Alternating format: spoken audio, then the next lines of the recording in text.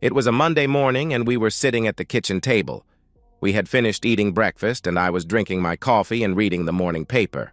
My wife, B, said, "Would you put the paper down, Rob? I have to talk to you."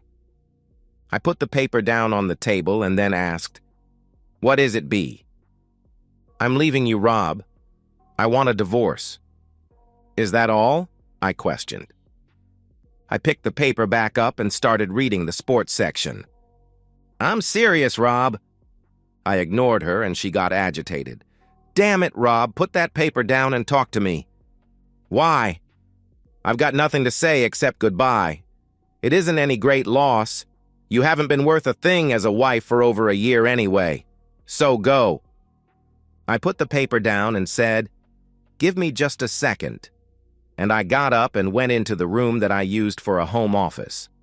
I picked up a pad of paper and a pen from the top of my desk and got an envelope out of one of the drawers. I went back to the kitchen table, sat down, and on the top sheet of the pad I wrote, "Tom, thank you, thank you, thank you, and thank God she is gone." I started to put it in the envelope and then had a thought.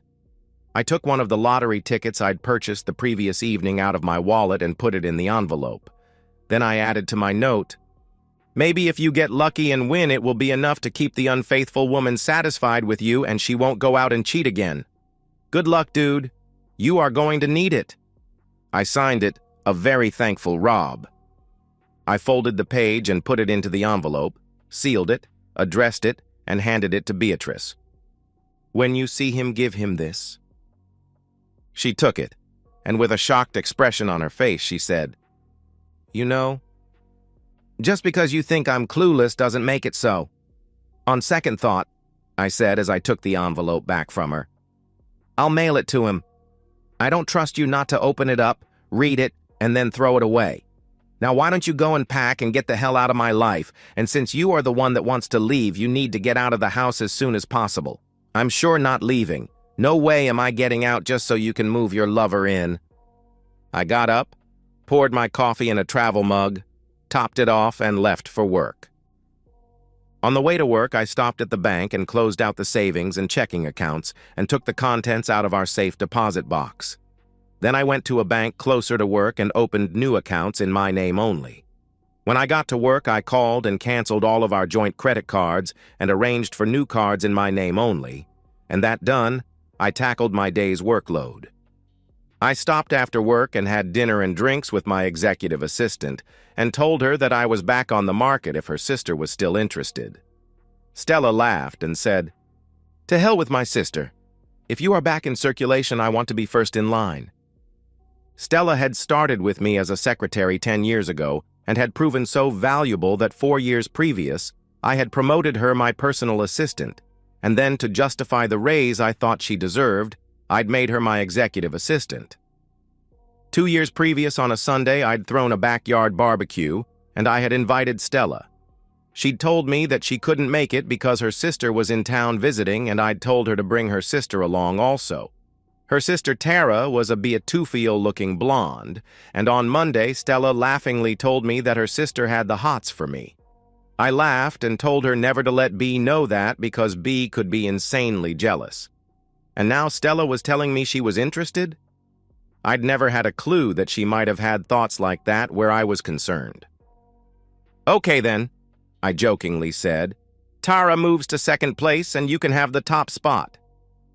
"I'm not joking here, boss. I'm serious as hell. I want a shot." "You might not when you hear what I have to offer." "And what is that?" she questioned. "B told me that she wanted a divorce, so I'm leaving it up to her and her lover to make it happen, and I have no idea what their timetable might be." "Her lover?" she asked. "She hooked up with a guy about a year and a half ago, and I guess she finally decided that a couple of days a week with him weren't enough, so she's going full-time." "How long have you known?" she questioned. "A year and a half. I've known almost since the day it started." "How could you know that?" she asked. "She was seen by a friend of mine going into a motel room with a man, and she gave me a call. I put a private detective on B for a week, and he got me all that I needed to know." "A year and a half and you did nothing about it?" she asked. What was to do? Get all angry about it and turn my life upside down? This state is no fault. Everything would have to be split 50-50, and I would have had to sell the house and split the proceeds with her. I would have had to give up the pool, the hot tub, my woodworking shop, and my 3-car garage and move into an apartment somewhere. No, thank you. I decided to just ignore it and let her cook for me, do my laundry, and clean the house. How could you stand being around her knowing that she was cheating on you? She questioned. You would be surprised at how quickly love can turn into hate, and then hate turn into indifference. I can't believe that a healthy guy like you could go a year and a half without intimacy, she answered. I didn't go without. As long as B still offered, I still took, and she did still offer, although the frequency did drop some. I wouldn't touch her on the days I knew that she had been with him. But other than that, the only change was that I stopped making love and started just having intimacy. You have any idea of why she did it? She questioned. Not a clue, but he probably wasn't the first one. You think she has had other lovers? She asked. I have no way of knowing for sure, but what I do know is that in the 10 years we have been married, she has gone into a certain sort of mood 4 times that I can remember. 4 times that she has behaved like she has behaved since she took up with the guy she is seeing now. It is only a guess on my part, but I'd almost bet that the other times were for the same reason. If she hadn't been seen, and I hadn't been alerted to what was going on, I would have taken the recent mood as just another one of those female things. I may be all wrong in my thinking, but it really doesn't matter. I know about the one, and that is all I need to know about to know that she is a cheating woman. Stella asked, What are you going to do now? Rob replied, Wait. Confused, Stella pressed, Wait? For what? To see what she is going to do. She is on her own now. I've cleaned out the bank accounts, canceled all of her credit cards, and told her to get out of the house. She wanted a divorce, so I'm leaving it to her to get it. Since she doesn't make enough to support herself and still be able to pay an attorney, she will have to get the money for the attorney from her lover, and I don't know if he will give it to her. I'm assuming that they talked it over before she hit me with it, but I have no way of knowing. What I am saying here is that if you are really interested, you will be running around with a married man who has no idea of how long it will be before he is divorced. You are not thinking too clearly here, Rob. How so? I asked. If she goes for the divorce, she is in control. You will get served and it could be bad. You have no idea of what she might do. You could be ordered to vacate the house and maintain her pending hearings. What if she files and says that it is because of mental and physical cruelty and gets a restraining order keeping you away from her in the house? You need to be the one setting the pace, boss. You need to be in the driver's seat. Make her respond to you and not the other way around. Besides, you filing helps me. Helps you? How? I asked. If you are going to wait and let her file, what if she doesn't? What if Loverboy won't give her the money to do it? That would put us in the position of committing adultery, and she could use that against you somewhere down the line. You say she cheated and she says so what? You did too. If you file, you are saying that as far as you are concerned, the marriage is over, and what you do from that point on is none of her business. From a strictly legal point of view, you will still be legally married until the divorce is final, and taking up with me would still technically be adultery, but no court would use it against you as long as it was something that didn't start before you separated from B. So, from where I sit, I need to stay away from you until either you or B get the legal ball rolling. If we wait on her, it could be years, or it could be next week, but with her controlling things. If you do it, it could be as soon as this weekend. If you could get in to see an attorney early tomorrow, you could conceivable have B served by Thursday, and that would give me the weekend to work on hooking you. Hooking me? Damn straight boss, man. What good does it do to be first on the list if you don't take advantage of it? She was right, and I knew it. So I took out my cell phone and used speed dial to call Josh. Josh and I had been friends since the 3rd grade, and Josh was now an attorney who practiced family law. Family law was a polite term for divorce law. When he answered, I told him that I needed his legal services and I told him my problem. He was sorry to hear it because he and his wife Sally were friends of ours and he liked B. But he told me that he would get on it as soon as he got into his office in the morning, and then he told me to stop in and see him around lunchtime. I could sign the papers and we could go to lunch. Then, just to be a jerk about it, I told him that I wanted a restraining order. I fibbed and told him that B had told me that if I gave her any problems over her leaving me, she would see to it that her lover, Tom Noble, straightened me out. Josh laughed and told me that he knew that was pure nonsense, but that he would do it. Josh explained, "You do know that there will be a hearing within 10 days on the order, right? I can get it and have it served, but a judge will have to hold a hearing before deciding whether to keep it in force." Rob nodded. "I know, and I'll be ready for it. But right now, the priority is getting her out of the house and keeping her out for a while. We have no kids, so there's no real reason for her to get to stay in the house while the divorce proceeds. I'm relying on the possession is 9 points of the law rule. No reason for the judge to order me out and let her in. That's what I'm aiming for." He continued, "I told her to leave this morning, but I don't know what I'll find when I get home. She might be gone, or she might still be there.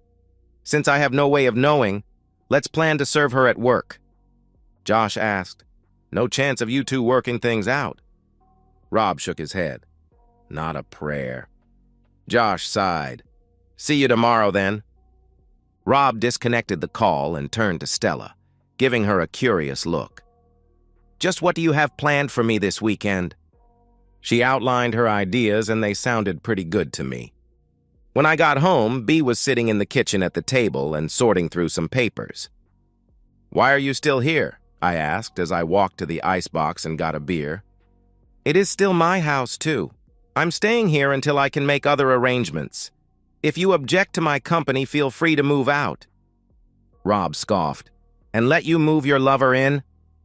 "Not on your life." B sighed, trying to stay calm. "You need to sit down so we can discuss what we are going to do." Rob shook his head. "Don't think so. We aren't going to do anything. I know what I'm going to do, and I couldn't care less about what you plan to do." B insisted. "There are things that need to be worked out, Rob." "No, there aren't, Beatrice. It is simple. You said that you wanted a divorce, so you get to go and get it. You get to hire the attorney. You get to file the paperwork, and you get to pay all of the court costs. What I will do is fight you tooth and nail over every last little thing. We live in a state that has no fault. Everything gets split 50-50, so decisions will have to be made over who gets what as part of their half. I will drag things out so your attorney fees just keep climbing and climbing. You do know that they don't work for free, right? You want the coffee table? Well, guess what? I want it too. You want the sofa? Too bad, B. It has great sentimental value to me, and I just have to have it." B frowned. "Why?" "You don't care about any of that stuff. You weren't even emotional when I told you I wanted a divorce. All you did was tell me to pack and get out." Rob leaned back, his tone colder now. "That was before I had time to think on it." I looked her in the eye and took a chance. "I let you get away with it the first 3 times because you stayed. I loved you enough to keep quiet and keep you because you came back to me." She looked away from me when I said the first 3 times, which, as far as I was concerned, confirmed what I had suspected, and then I went on to say, "I don't know why I accepted it, but I did. I thought maybe I had done something that really angered you off and you felt that you had to do it to get back at me. You eventually ended the affair, and I foolishly thought it was because you realized that you loved me, and so you came back to me." I looked down at the floor and, yep, the nonsense was already up over my shoes. I thought that this thing with Noble was just more of the same, but I can see now that I was wrong. I have come to realize that you are nothing but a low-life cheating slut, and if you hadn't decided to leave me for Noble and had ended things with him, you would be having another affair with a jerk 6 months or a year from now. After thinking about it, I decided that I had to get some sort of revenge. What I really want to do is take a thick belt and beat your ass with it so bad it would break the skin and have you bleeding on the floor. But that would only send me to jail. The only thing I can do that won't see me locked up is to make the divorce as difficult and costly as I can for you. You are right. This is also your house, and if you chose to stay, outside of physically tossing you out and probably involving the cops, I have to let you be here. But I don't have to like it, and I don't have to interact with you. Move your stuff into one of the spare bedrooms and stay out of my way. I finished my beer and then went up to what had been our bedroom and got ready for bed. I thought I'd accomplished what I set out to do. I'd given her things to think about, and she would need to talk things over with Noble and make decisions, and that would take time. Time that Josh could use to get B served and the restraining order in place. I could be wrong. B may have already seen a lawyer, and papers might already be heading my way, but I didn't think that was the case. I'd gotten the balances when I'd canceled the credit cards, and they were about what I had expected, and when I took the cash out of the bank, it was pretty much what I thought it should be. If B had seen a lawyer, she hadn't used our money to pay him. Of course, Noble could be footing the bill. All I could do was wait and hope that Josh got his oar in first. I was up and out of the house before B came out of whichever of the 2 spare bedrooms she had chosen to use. I stopped at the B&B Cafe for breakfast, and as I sipped my coffee, I made a list of who to call as soon as B was served. I was not going to let her make me the bad guy. I would tell everyone about the divorce, and I would tell everyone why. At work, Stella told me that she was really looking forward to the weekend, and I found myself hoping that it would happen. I met Josh for lunch, and he slid the papers across the table to me, and I signed them. He said he would go to the city-county building from lunch and file. Josh asked, "You still want her served at work?" Rob nodded firmly. "Damn straight I do." Josh glanced at his notes. "Figure tomorrow around 10. Rob added, "Call me as soon as it happens. I want the locks on the house changed before she can get home." I went back to work and made arrangements to take the next day off. Before I left the office, I called a locksmith and made the arrangements for some quick service the next day. It cost me a bit extra, but I felt that it was worth it. When I got home, B's car was in the drive, but she must have decided to stay in her room and out of my way because I never saw her. I was up and out of the house before B came downstairs, and I went to the B&B for breakfast. Angie asked me where B was. Angie raised an eyebrow as she took Rob's order. "I never see you in here without her. 2 days in a row now, and she's nowhere to be seen." Rob stirred his coffee and replied, "You won't be seeing us together anymore." "We are splitting the blanket." Angie's curiosity piqued. "Do tell," she said, jotting down his order. When she returned with the bill, she slid it across the table with a small smile. "My phone number is on the back. Not the restaurant number, my number." I couldn't help but have a "you poor guy" moment as Angie walked away. She made it 2 women in as many days who let me know that they were interested. So why wasn't I enough for the woman I'd married? I'd never know, because I would never ask. I drank coffee and read the morning paper while waiting for the time when B normally left for work, and then I went on home and started packing B's things and moving them out into the garage. At 10:15, Josh called me and told me that the papers had been served, so I called the locksmith, and 20 minutes later he was at the house and doing his thing. He wasn't gone an hour when B came whipping into the driveway.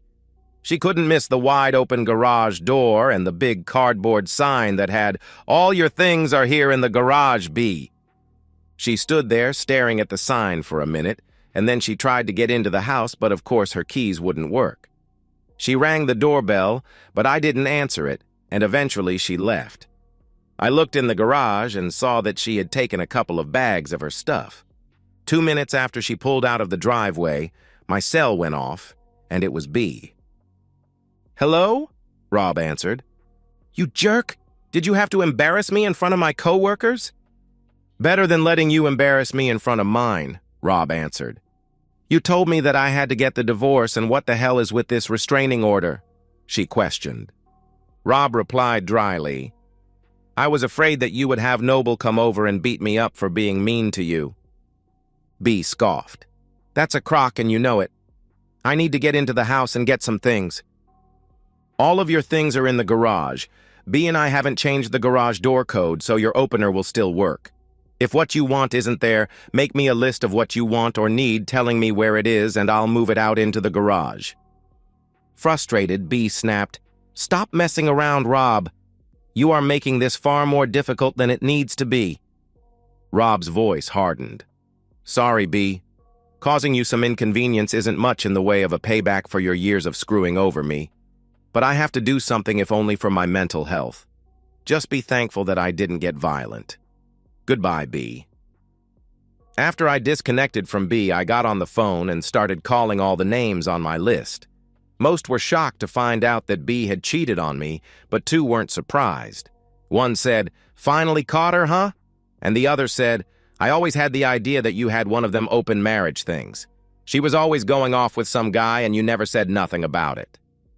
I guessed I could cross those 2 off of my list of friends. The 2 that the information hit the hardest and who tried to tell me that I must be wrong were B's parents. I had always liked them, and they had treated me almost like the son they never had. But I was not going to let B tell them and make it out to be all my fault. If I allowed that to happen, they would not think well of me, and I didn't want that. All the calls out of the way, I made one more pass through the house looking for stuff of B's, and then I fixed myself some lunch. I'd just finished eating when the guys from Apex Security showed up. Not trusting B in the least, and having absolutely no doubt that she would violate the restraining order and try to get in the house, I'd decided to put a security system in the house complete with cameras. When the guys from Apex were gone, I flipped a mental coin. The bookshelf that I was working on in my woodworking shop, or the 1934 Ford 3-window coupe that I was restoring out in the garage. The Ford won and I got busy. Thursday at work, I told Stella that we were good to go for the weekend. She smiled and said, "Tomorrow night then? Dinner and dancing?" "For a start," Rob said. I had to smile when I got home. B had done just what I had known she would do. She had used her garage door opener to get into the garage to get some of her things, and then had broken into the house through the connecting door from the garage. She trashed the kitchen. There were broken dishes and glasses all over the floor, and she had broken several lamps in the living room. The cameras caught it all.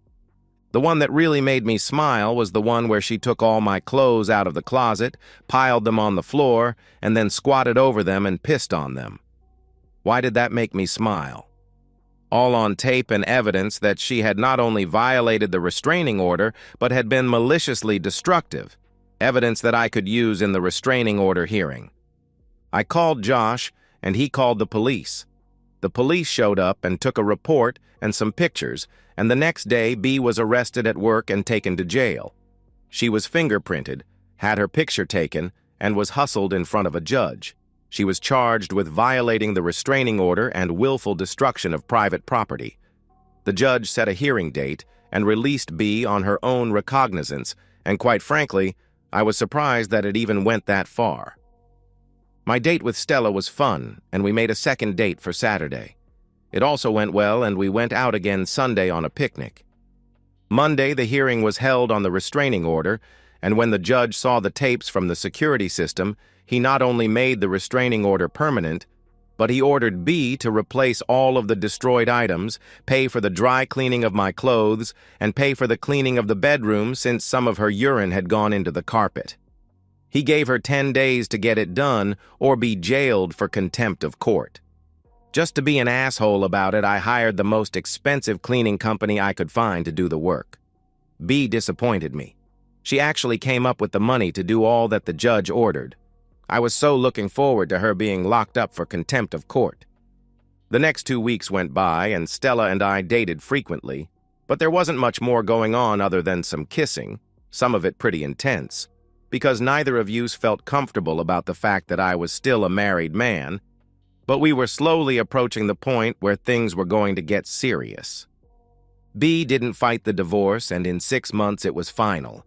It was your standard no fault with everything being split 50-50. I refinanced the house and bought out B. I still made out much better than B on the deal. I'd been putting money aside in a separate account to pay for a surprise around-the-world trip on our 20th anniversary, and since she didn't know about it, I didn't give her a dime of it. She also didn't know about the last 2 certificates of deposit I had put into the safe deposit box. I'd bought them with my last 2 bonus checks. I had one more small victory. B was awarded alimony for 2 years, or until she remarried, but it was only set at $100 a week instead of the $500 she was trying for.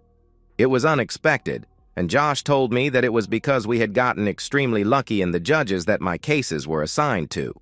The judge who sat for the restraining order hearing and the judge who oversaw the divorce were not only cousins who apparently discussed their cases, but both had cheating wives in their backgrounds. Neither believed that the innocent husband should be penalized for the cheating wife's behavior, and while they would follow the law, they would not go one step farther than the law dictated. Whatever B had with Noble apparently wasn't all that strong, because 7 months after the divorce was final, she was living with her parents. It was 8 months after the divorce became final, and I was sitting at the bar in the Hilton having a beer and a steak sandwich for lunch when someone sat down on the stool next to me and a voice asked, "Buy you a beer?" I looked over and saw my ex-wife's ex-lover. "Would like to have a word or two with you," he said. Being curious, I told him to go ahead, and he waved Agnes over and ordered us both a beer. She brought them over, and he took a pull on his, set it down on the bar and looked at it for several seconds, and then started to peel the label off the bottle. As the little pile grew in front of him, he said, "I didn't mean to screw you over."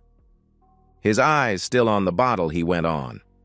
"She wasn't wearing her wedding rings the night I met her, so I didn't know she was married, and she sure didn't act like a married woman. She was in Bud's bar with a group of girls that she worked with, and I asked her to dance, and she said yes. I bought her a drink, and she invited me to sit with her and the other girls. I danced with her 3 more times and asked her for a date, and she said yes. I fell for her big time, and inside of a month we were having intimacy whenever we could get together. When we started, we had to use motels because I was sharing an apartment with 2 roommates, and one of them was always around. We couldn't use her place because she said she was living with her invalided mother. That was also the reason she used as why we couldn't get together more often. She had to take care of her mother and could only get out when someone else was available to watch dear old Mom. I finally got my own apartment, so we wouldn't have to use motels anymore, and even though our getting together was irregular and spotty, I had fallen in love with her and was about to ask her to marry me. I was going to buy a house big enough for us and her mother.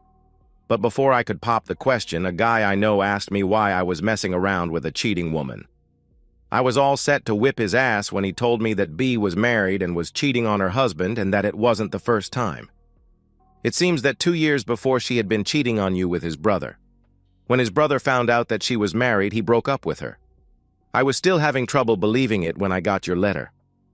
I sat on it for a week, and then I confronted her with it, and she broke down crying. She didn't love you.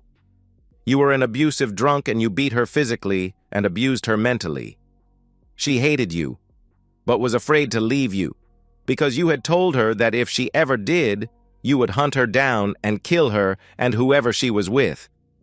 By then I had done some checking and I knew that she was lying and all thoughts of asking her to marry me were gone. But she was good body, and you had kicked her out, so I let her move in with me. As long as she was willing to have intimacy, things were okay. But when the divorce was final and she started talking marriage, I shot her down. My parents split up because my mom cheated on my dad. She got custody of me and later remarried, and then she got caught cheating on him too. She remarried a 3rd time and cheated again. I am a firm believer in the saying that once a cheater, always a cheater, and I told B that. Told her that as long as she was good with a live and friends with benefits relationship, we were okay. But that is as far as I was willing to go. About 3 weeks after I told her that, I came home from work and she was gone. He took another pull on his beer and said, "Rumor has it that you knew all along that she and I were doing it. How come you let it go on and didn't divorce her? You said it yourself. She was damn good body. I figured to hell with it. Just leave things alone and I'd have her and have someone to cook, clean the house, and do my laundry. Things would probably still be that way if she hadn't told me that she was leaving me and wanted a divorce. He took another pull on his beer and then said, I never thought I'd be saying this, let alone to you, but I miss not having her in my bed. He finished his beer, stood up, took something out of his pocket and set it down on the bar and slid it over to me. What's that? I asked. That lottery ticket you gave me? It was a winner. That's your half. I waited until now to give it to you so you wouldn't have to give her half in the divorce. See you around. And he left. I picked it up and looked at it. It was a cashier's check for a large amount. A very, very large amount. When I got back to the office, Jean, my PA, said, You look like the cat that just ate the canary. Lunch was that good? Lunch was spectacular. Oh, right. Jean, my PA. Stella didn't work for me anymore. At least not in the office. She was home painting the room that was going to be the nursery when the twins arrived. And that's the end of today's story. If you enjoyed it, please give this video a thumbs up and drop a comment below. Your support helps the algorithm push my content further. If you're new to the channel, don't forget to hit that subscribe button. It really helps me keep creating more stories for you. Thanks for watching, and I'll see you in the next one.